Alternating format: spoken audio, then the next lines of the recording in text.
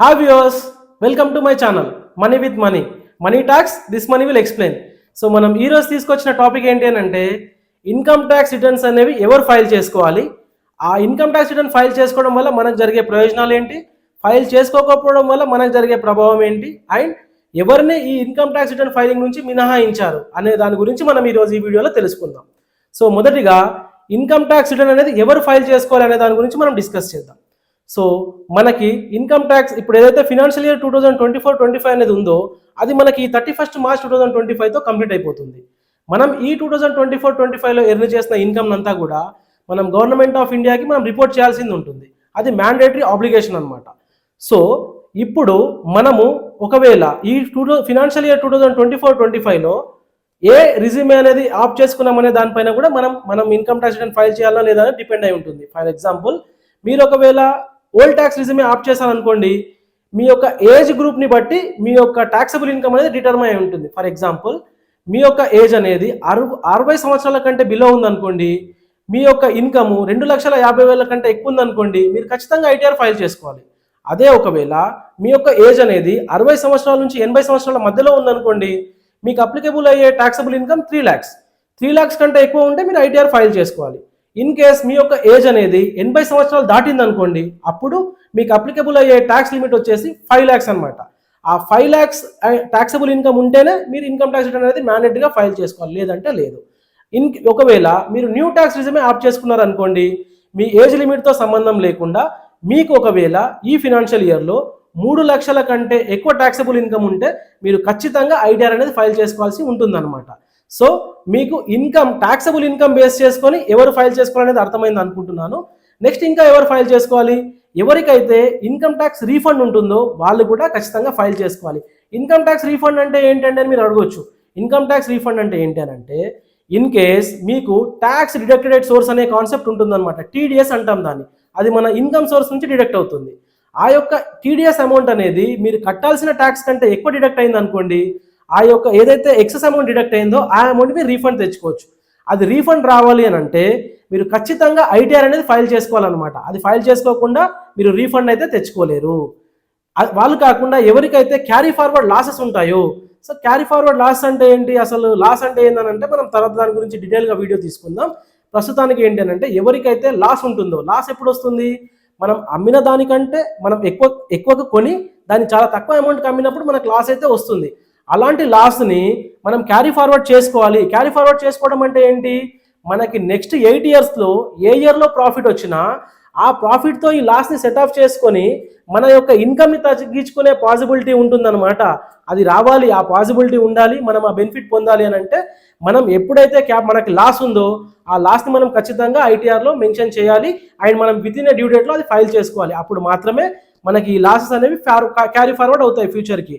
And ఎవరికైతే foreign asset లేదా foreign income ఉంటుందో, ఇప్పుడు మనం రెసిడెంట్ ఆఫ్ ఇండియా అయి ఉండి వాళ్ళకి అబ్రాడ్లో ఫారెన్లో అసెట్ కానీ లేదా ఫారెన్లో ఇన్కమ్ కానీ ఉంటే వాళ్ళు కూడా ఖచ్చితంగా ఐటీఆర్ అనేది రిపోర్ట్ చేయాలి. అండ్ ఎవరైతే ఫారెన్ ట్రావెల్ ఎక్స్పెండిచర్ కింద 2 లక్షల కంటే ఎక్కువ స్పెండ్ చేస్తారో వాళ్ళు కూడా మ్యాండేటరీగా ఐటీఆర్ అనేది ఫైల్ చేయాలి. అండ్ ఎవరికైతే కరెంట్ అకౌంట్ డిపాజిట్ ఉంటుంది, లైక్ కరెంట్ అకౌంట్స్ ఉన్నాయండి మాకు, దాంట్లో డిపాజిట్ 1 CR వరకు అయిందనుకోండి, వాళ్ళు మ్యాండేటరీగా ఫైల్ చేయాలి. ఆ కరెంట్ అకౌంట్ అనేది సింగిల్ అకౌంట్ వైజ్గా కాదు, మల్టిపుల్ అకౌంట్లో అయినా సరే మీకు ఎన్ని కరెంట్ అకౌంట్స్ ఉన్నా, ఎన్ని బ్యాంకులలో ఉన్నా అవన్నీ కన్సల్టేటెడ్గా మీకు 1 CR దాటిందనుకోండి, మీరు ఖచ్చితంగా ఐటీఆర్ అయితే ఫైల్ చేసుకోవాలి. అదే సేవింగ్ అకౌంట్ అనుకోండి, మీకు 50 లక్షలు అనేది లిమిట్ అనమాట. మీ సేవింగ్ అకౌంట్లో డిపాజిట్స్ అనేవి 50 లక్షలు దాటితే మీరు ఖచ్చితంగా ఐటీఆర్ ఫైల్ చేసుకోవాలి. అండ్ ఎవరైతే ఎలక్ట్రిసిటీ ఎక్స్పెండిచర్ 1 lakh కంటే ఎక్కువ స్పెండ్ చేశారనుకోండి డ్యూరింగ్ ఫినాన్షియల్ ఇయర్ 24-25లో వాళ్ళు కూడా ఖచ్చితంగా ఐటీఆర్ అనేది ఫైల్ చేసుకోవాలి. అండ్ కంపెనీ ఆర్ ఫర్మ్ అనుకోండి, వాళ్ళకి irrespective of the profit, irrespective of the taxable income, వాళ్ళకి లాసెస్ ఉన్నా ఏదున్నా వాళ్ళు ఐటీఆర్ ఫైల్ చేసుకోవడం అనేది మ్యాండేటరీ. వాళ్ళకి ఎటువంటి లిమిట్స్ వర్తించవు. ఒక్కసారి మీరు కంపెనీని కానీ ఫర్మ్ కానీ ఇండియాలో రిజిస్టర్ చేసుకుంటే మీరు ఖచ్చితంగా ఐటీఆర్ అనేది ఫైల్ చేసుకోవాలన్నమాట. సో మీకు ఎవరు ఐటీఆర్ ఫైల్ చేసుకోవాలనేది చాలా క్లియర్గా అర్థమైందని అనుకుంటున్నాను. నెక్స్ట్ మనకి ఐటీఆర్ ఫైల్ చేసుకోవడం వల్ల కలిగే ప్రయోజనాలు ఏంటి. సో బేసికలీ మనకి ఐటీఆర్ ఫైల్ చేసుకోవడం వల్ల చాలా ప్రయోజనాలు ఉన్నాయి. ప్రయోజనాల కంటే ముందు కూడా ఐటీఆర్ ఫైల్ చేసుకోవడం అనేది యాజ్ ఎ ఇండియన్ సిటిజన్గా మన యొక్క రెస్పాన్సిబిలిటీ అనమాట. మనకి ఎంత ఇన్కమ్ వచ్చింది మన ఇన్కమ్కి తగ్గట్టుగా మనం పన్ను కట్టడం, ట్యాక్సులు పే చేయడం అనేది యాజ్ ఎ ఇండియన్ సిటిజన్గా మన రెస్పాన్సిబిలిటీ. సో ఆ రెస్పాన్సిబిలిటీతో పాటుగా మనకు కొన్ని అడ్వాంటేజెస్ ఉన్నాయి ఐటీఆర్ ఫైల్ చేసుకోవడం వల్ల. అవి ఏంటి అని అంటే, ఫస్ట్ది మనం ఇంతకుముందు మాట్లాడుకున్నట్టుగా మీకు ఇన్కమ్ ట్యాక్స్ రీఫండ్ చాలా స్పష్టంగా వినండి. రీఫండ్, మీకు ఆ రీఫండ్ రావాలి అని అంటే మీరు ఐటీఆర్ అనేది ఖచ్చితంగా ఫైల్ చేసుకోవాలి. రెండు, మీకు క్యారీ ఫార్వర్డ్ లాసెస్ ఏవైతే ఉన్నాయో అవి ఫర్దర్గా క్యారీ ఫార్వర్డ్ అవ్వాలి. ఫ్యూచర్లో వచ్చే ప్రాఫిట్ నుంచి సెట్ ఆఫ్ పాసిబుల్ అవ్వాలి అని అంటే మీరు ఐటీఆర్ ఫైల్ చేసుకోవాలి. వాటితో పాటుగా మీ యొక్క ఏదైతే ఇన్కమ్ ట్యాక్స్ ప్రూఫ్ అనేది, మీకు ఇన్కమ్ ట్యాక్స్ స్టేట్మెంట్ అనేది ఒక ప్రూఫ్గా యూజ్ అవుతుంది. ఇన్ కేస్ మీరు సెల్ఫ్ ఎంప్లాయిడ్ అనుకోండి, ఒక ప్రొఫెషనల్ అనుకోండి, లేదా self employed person kind of freelancer అనుకోండి, మీకు ఐటీఆర్ అనేది ఒక ఇన్కమ్ ప్రూఫ్ స్టేట్మెంట్గా యూజ్ అవుతుంది అనమాట. ఇప్పుడు శాలరీ వాళ్ళకి అనుకోండి, వాళ్ళకి పే స్లిప్స్ ఉంటాయి, ఫార్మ్ 16 ఉంటుంది, they can claim it as a income statement. But ఎవరైతే సెల్ఫ్ ఎంప్లాయిడ్ ఉంటుందో వాళ్ళకి ఇన్కమ్ ట్యాక్స్ రిటర్న్ అనేది చాలా మంచి ఇన్కమ్ ప్రూఫ్గా యూజ్ అవుతుంది.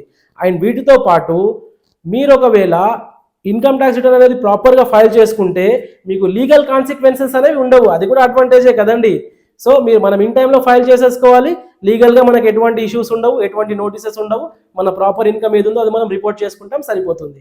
అండ్ వీటితో పాటు ఇన్ కేస్ మీరు లోన్కు వెళ్ళారనుకోండి, అది హౌసింగ్ లోన్ కావచ్చు, బిజినెస్ లోన్ కావచ్చు, ఎటువంటి లోన్ అయినా సరే, మీకు ఒకవేళ ఇన్కమ్ ట్యాక్స్ రిటర్న్స్ ఉన్నాయనుకోండి, మీకు చాలా హెల్ప్ఫుల్గా ఉంటుంది మీ లోన్కి.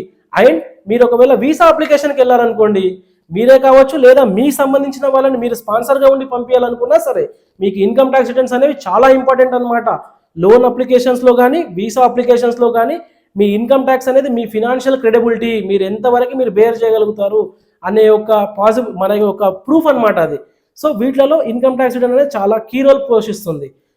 ఇప్పుడు మనము అడ్వాంటేజెస్ మాట్లాడుకున్నాం, మీకు అర్థమైంది అనుకుంటున్నాను. ఇప్పుడు మనం డిసడ్వాంటేజ్, ఒకవేళ మనం ఫైల్ చేసుకోకపోతే మనకు జరిగే పరిణామాలు ఏంటి? సేమ్ అండి, అడ్వాంటేజెస్కి మనకు ఆపోజిటే. ఇప్పుడు మీరు ఇన్కమ్ ట్యాక్స్ రీఫండ్స్ అనేవి రావు, మీ యొక్క లాస్ అనేవి క్యారీ ఫార్వర్డ్ అవ్వవు, మీరు లీగల్ కాన్సిక్వెన్సెస్ ఫేస్ చేయాల్సి వస్తుంది. ఆ కాన్సిక్వెన్సెస్తో పాటుగా ఇప్పుడు మీరు ఖచ్చితంగా పెనాల్టీ అనేది పే చేయాలి డిపార్ట్మెంట్కి, మరియు ఇంట్రెస్ట్ పే చేయాల్సి వస్తుంది. సో ఇలాంటి కాన్సిక్వెన్సెస్ ఉండొద్దు అని అనుకుంటే మీ యొక్క అప్లికబిలిటీని బట్టి మీరు ఇన్కమ్ ట్యాక్స్ రిటర్న్ ఫైల్ చేసుకోవడం అనేది చాలా బెటర్ అనమాట. ఇప్పుడు మనం ఎవరు ఇన్కమ్ ట్యాక్స్ ఫైలింగ్ నుంచి మినహాయింపు పొందబడ్డారో మనం మాట్లాడుకుందాం. So as per section 194P of income tax act 1961 ప్రకారం బడ్జెట్ 2021లో సిటిజన్ ఆఫ్ ఇండియా ఉండి వాళ్ళ ఏజ్ అనేది 75 years ఆర్ మోర్ ఉండి వాళ్ళకి only pension and interest income మాత్రమే ఉన్న వాళ్ళకి ఈ యొక్క ఇన్కమ్ ట్యాక్స్ ఫైలింగ్ నుంచి మినహాయింపు ఇచ్చారు. సో మనం ఇంకోసారి చాలా క్లియర్గా మాట్లాడుకుందాం. ఎవరైతే రెసిడెంట్ ఆఫ్ ఇండియా ఉండి వాళ్ళ యొక్క ఏజ్ అనేది 75 years ఆర్ మోర్ ఉండి అండ్ వాళ్ళకి కేవలం పెన్షన్ మరియు ఇంట్రెస్ట్ ఈ రెండు ఇన్కమ్లు మాత్రమే ఉన్న వాళ్ళకి ఈ యొక్క మినహాయింపు అనేది వర్తిస్తుంది. అండ్ ఎవరికైతే ఇంట్రెస్ట్ అండ్ పెన్షన్ ఉంటుందో ఆ రెండు కూడా సేమ్ బ్యాంక్ అకౌంట్లో ఉండాలి. మళ్ళీ పెన్షన్ ఒక బ్యాంక్ అకౌంట్లో, ఇంట్రెస్ట్ ఒక బ్యాంక్లో ఉండకూడదు అనమాట.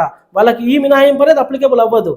ఇప్పుడు ఎవరికైతే పెన్షన్ అండ్ ఇంట్రెస్ట్ సేమ్ బ్యాంక్లో ఉంటుంది అండ్ వాళ్ళ ఏజ్ అనేది 75 years ఎబో ఉంటుంది, వాళ్ళు రెసిడెంట్ ఆఫ్ ఇండియా అని ఉంటే వాళ్ళకి ఇన్కమ్ ట్యాక్స్ ఫైలింగ్ నుంచి మినహాయింపు ఉంది. ఏ సెక్షన్ అండి? సెక్షన్ 194P ప్రకారంగా. అండ్ ఇక్కడ మీరు గుర్తుంచుకోవాల్సింది ఏంటంటే వాళ్ళకి ఇన్కమ్ ట్యాక్స్ పేమెంట్ నుంచి మినహాయింపు లేదు, ఓన్లీ ఇన్కమ్ ట్యాక్స్ ఫైలింగ్ నుంచి మాత్రమే మినహాయింపు ఉంది. మరి ఇన్కమ్ ట్యాక్స్ పేమెంట్ ఎలా చేస్తారు అని అంటే, ఏ బ్యాంక్లో అయితే వాళ్ళు pension and interest income earn చేస్తున్నారో ఆ బ్యాంక్ వాళ్ళ యొక్క అమౌంట్ అనేది డిడక్ట్ చేస్తారనమాట టీడీఎస్ ద్వారా. ఆ టీడీఎస్లోనే వాళ్ళ ట్యాక్స్ అప్లికబిలిటీ ఎంతైతే ఉంటుందో అంత అమౌంట్ని టీడీఎస్ రూపంలో వాళ్ళు డిడక్ట్ చేస్తారు. ఆల్రెడీ ఆ ఒక ట్యాక్స్ అనేది పేమెంట్ అయిపోతుంది కాబట్టి గవర్నమెంట్కి మళ్ళీ సపరేట్గా ఈ యొక్క సీనియర్ సిటిజన్స్ ఎవరైతే ఉంటారో 75 అండ్ ఎబో ఏజ్ గ్రూప్ వాళ్ళు ఉంటారో వాళ్ళకి ఇన్కమ్ ట్యాక్స్ రిటర్న్ ఫైల్ చేసుకునే అవసరం లేదు అని మనకి ఇన్కమ్ ట్యాక్స్ యాక్ట్లో ఆ మినహాయింపు అయితే ఉండింది. మీకు చాలా క్లియర్గా అర్థమైందని అనుకుంటున్నాను ఎవ్రీ టాపిక్. అండ్ మీకు ఈ వీడియో కనుక మీకు నచ్చితే ఖచ్చితంగా లైక్ చేయడం మర్చిపోకండి. And please don't forget to subscribe our channel. మీరు సబ్స్క్రైబ్ చేసుకుంటే మాకు చాలా ఎంకరేజింగ్గా ఉంటుంది. ఇలాంటి మరింత కంటెంట్ ముందుకు రావడానికి మాకు చాలా ప్రోత్సాహకరంగా ఉంటుంది. ప్లీజ్ డూ మెన్షన్, మీకు ఒకవేళ ఏమైనా క్వెరీస్ ఉన్నా, లేదు ఈ టాపిక్ గురించి మాకు ఎక్స్ప్లెయిన్ చేయండి అని చెప్పి మీ సైడ్ నుంచి ఏదన్నా మాకు సజెషన్ ఉన్నా kindly mention in comment, so that మేము దాన్ని చదివి మా యొక్క మీకు దాన్ని రిజాల్వ్ చేయడం కానీ లేదా ఇంకో వీడియో మేక్ చేయడం కానీ మేము చేస్తాము. అండ్ మీకు ఎటువంటి డౌట్స్ ఉన్నా ప్లీజ్ డోంట్ మీరు హెసిటేట్ అవ్వద్దు, డైరెక్ట్గా నా కామెంట్లో మెన్షన్ చేయండి, మనం దాని గురించి ఇన్ డీటెయిల్గా డిస్కస్ చేసుకుందాం. అండ్ మీకు ఇంకేదైనా డౌట్స్ ఉన్నా కూడా మీరు మెన్షన్ చేయండి. Thank you so much for this opportunity. I'm signing off. Thank you so much.